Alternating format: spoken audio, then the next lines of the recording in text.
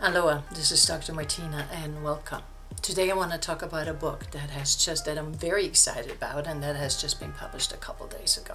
And it's called Want. And what it is, it's a book of anonymously submitted sexual fantasies by women. And it was collected by Gillian Anderson, the actress. Now, you may remember a book that was published in 1973 by Nancy Friday called My Secret Garden, which was also a collection of sexual fantasies by women. And it was so popular that they had a second copy called Forbidden Flowers with the tagline that erotic fantasies are always in bloom.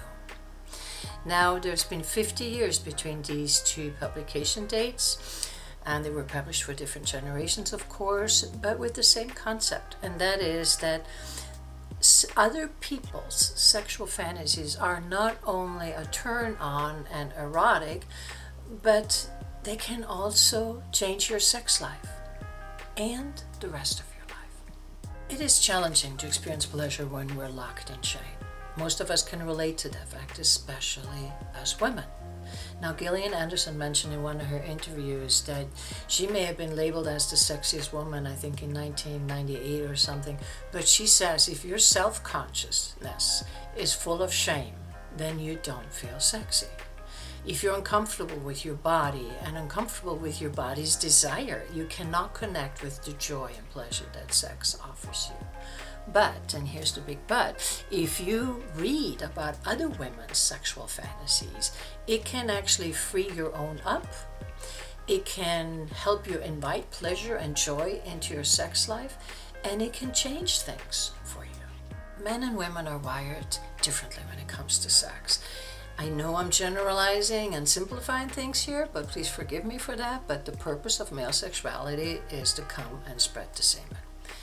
Now, we women, we don't need an orgasm in order to get pregnant, so it's different for us. We've been searching for pleasure when it comes to experiencing sex for a very long time, and a lot of us are still searching for it. Now, that is because of the lack of skill, lack of knowledge, lack of sex positivity, and lots of body shaming.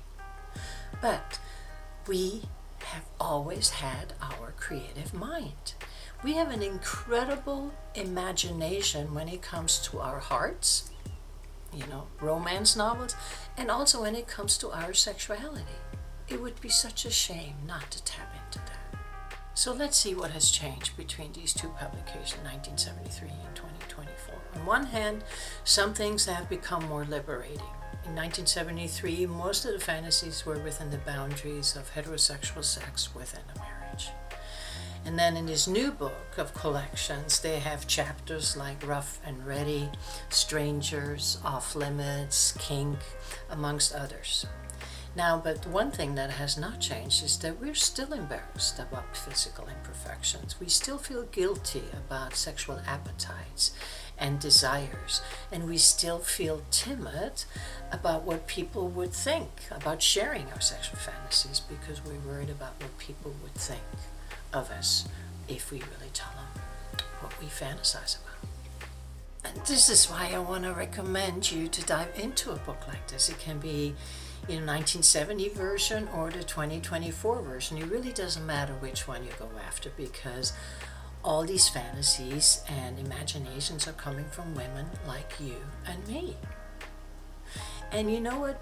Reading a book where other women talk about their sexual fantasies is not only a hard read, it can definitely inspire you to ask for what you want with pride and being completely unapologetic.